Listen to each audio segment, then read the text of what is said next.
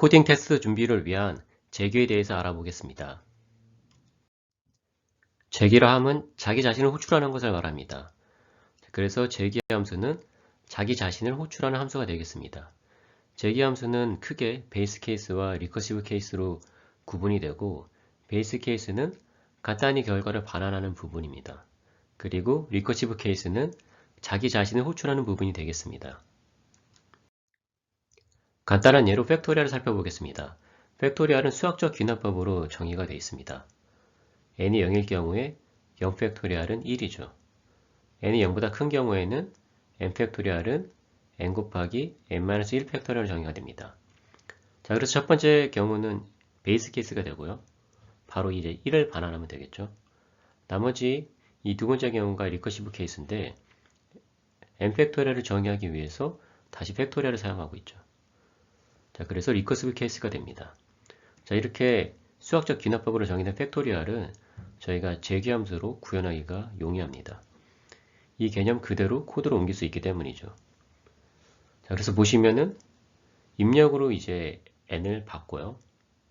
만약에 n이 0이면 이제 1을 반환하면 되죠. 자, 그래서 이제 첫 번째 경우가 이제 베이스 케이스입니다. 그리고 이제 0이 아니라고 하면 이제 밑에까지 내려와서 n 곱하기 다시 n-1 팩토리얼을 곱한 결과를 이제 반환하게 되죠. 자, 그게 두 번째 이제 리커시브 케이스가 되겠습니다. 자, 이 팩토리얼이 실행되는 걸 저희가 한번 개념적으로 살펴보겠습니다. 자, 팩토리얼 3이라고 이제 호출했다고 볼게요. 자, 그러면 이 팩토리얼 3의 실행을 위한 이제 메모리 공간이 잡히게 되는데요. 3이 전달됐고 3 곱하기 팩토리얼 2를 이제 재기 호출하게 되겠죠. 자, 그럼 이 팩토리얼 2를 위한 메모리 공간이 또 새로 잡히고 팩토리얼 2를 이제 수행하게 될 거예요. 자, 그럼 마찬가지로 또 2 곱하기 팩토리얼 1이 되겠죠. 자, 그럼 이제 팩토리얼 1을 위한 새로운 메모리 공간이 잡히고 호출하게 되면 또 1 곱하기 팩토리얼 0이 되죠. 자, 그러면 이제 팩토리얼 0을 호출하게 되고, 자, 이제 베이스 케이스를 만난 거죠. 자, n이 0이기 때문에 이제 리턴 1을 하게 되죠. 자, 그러면 이 메모리 공간이 이제 해제되고 돌아와서 1 곱하기 1이 되니까 여기서도 이제 리턴 할 수 있겠죠. 그래서 여기서도 이 메모리 공간이 해제되고 돌아가서 1이 전달된 거고 이제 2 곱하기 1을 리턴하게 되겠죠. 지금 이 쌓인 형태가 마치 이제 위로 하나씩 쌓여서 그 스택처럼 푸시가 되고 스택처럼 또 팝되고 저희가 이제 이런 걸 이제 콜스택이라고도 부르거든요. 그래서 스택과 같은 형태로 이 재기 호출이 일어난다고 생각하시면 돼요. 재기 호출뿐만이 아니라 이제 함수 호출이 다 그런 형태예요. 그래서 위로 쌓였다가 푸시됐다가 함수가 끝나면 수행이 끝나면 하나씩 팝된다고 생각하시면 돼요. 그래서 재기 호출인 경우 이제 특별히 이제 자기 자신인 경우죠. 그래서 여기서 다시 돌아와서 2 곱하기 2를 반환하게 되겠죠. 자, 그럼 여기 와서 2, 그래서 여기서 이제 3 곱하기 2가 이제 반환이 되겠죠. 자, 그럼 최초 호출했던 곳으로 해서 6이라는 값을 이제 리턴해 주게 되겠죠. 자, 지금 파이썬에서는 이 스택, 이 콜스택 구현 자체가 이제 파이썬을 어떻게, 인터프리터가 어떻게 구현하는 거에 따라서 이제 차이가 있기 때문에 이게 메모리 제약이 있는 게 아니고 호출 횟수 제한으로 있어요. 그래서 이게 디폴트 값이 1000회가 되겠습니다. 그래서 함수 호출은 최대, 그러니까 재기 호출인 경우에 재기 호출을 최대 1000회까지 할 수가 있어요. 그러니까 이 함수 안에서 다른 함수 어떤 걸 호출하고, 그러니까 이 콜스택, 이 콜프레임이 최대 쌓일 수 있는 개수 제한이 있어요. 그러니까 재기 호출 포함해서 만약에 이 팩토리얼 3을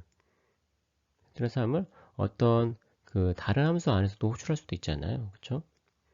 자, 그래서 이미 쌓여 있는 건 포함해서 이 콜프레임 최대 쌓일 수 있는 개수가 디폴트가 1000이에요. 그래서 만약에 이거 이상으로 재교출을 해야 된다 하면은 sys를 임포트하고 이 sys.set recursion limit을 바꿔주시면 돼요. 이렇게 1500으로 바꿔주면 이 콜프레임이 최대 1500개까지 쌓일 수 있는 거예요. 그래서 기본은 디폴트 값은 1000이고 더 그 이상의 재교체 필요하다 하시면 sys를 인풋하고 이제 바꿔주시면 돼요. 자, 그럼 재교출 사용해서 플러드필 알고리즘을 구현해보는 예제를 살펴보겠습니다. 이렇게 입력으로 먼저 n이 주어질 거고요. 다음에 n by n 크기의 2차원별 입력으로 주어질 거예요. 여기서 이제 n이 5죠. 그래서 5 by 5에 2차원별 입력으로 주어졌고요. 여기서 0은 이제 빈 공간이고 1은 경계선이라고 생각하시면 돼요. 그래서 그 다음에 임의의 좌표가 주어질 텐데 여기서 이제 1,1이죠. 그래서 이 1,1부터 이 빈 공간을 다 1로 채우는 그런 예제가 되겠습니다. 그래서 그림판에 이제 페인트 생각하시면 돼요. 페인트 하게 되면 동일한 색상으로 경계면을 만날 때까지 이제 색이 다 칠해지죠. 자, 그걸 이제 저희가 구현해 볼 거예요. 처음에 이제 n을 입력을 받아야 되겠죠. 그래서 input 통해서 5라는 값을 입력을 받고요.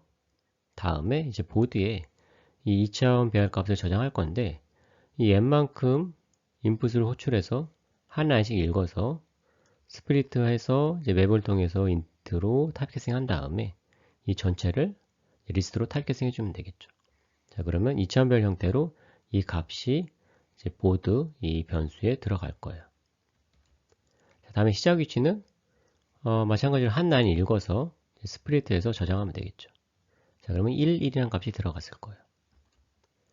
자, 그럼 저희가 이제 fill이라는 함수를 구현해서 이 재교추라는 함수를 구현해 볼 건데요.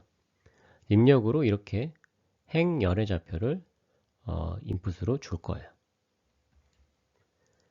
자, 그럼 이렇게 행은 R, 열은 C 이 변수에 받아서 자, 먼저 저희가 할 게 이 보드를 벗어나는 경우 벗어나면 더 이상 칠하면 안 되겠죠. 해서 행의 좌표가 0보다 작거나 혹은 n-1보다 크거나 다음에 마찬가지로 열의 좌표도 0보다 작거나 n-1보다 크거나 자, 그러면 이제 이 보드를 벗어난 경우죠. 그 경우에는 이제 중단해야 되겠죠. 리턴해서 이 재교출을 중단하고요. 다음에 이 경계선을 만난 경우 1을 만난 경우 1을 만난 경우에도 중단해야 되겠죠. 그래서 이 두 개가 이제 베이스 케이스라고 생각하시면 돼요. 자, 중단하는 케이스고 자, 아니라고 하면 빈 공간이니까 이제 1로 채워야 되겠죠.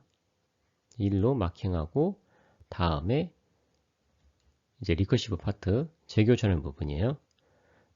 상하 좌우로 이동해 볼 거예요. 자, 이렇게 R에서 1 뺀 값으로 호출해 보면 되겠죠. 다음에 아래, 상하, 좌우 이렇게 만들어낼 수 있겠죠. 상하, 좌우로 재교출 해보는 거예요.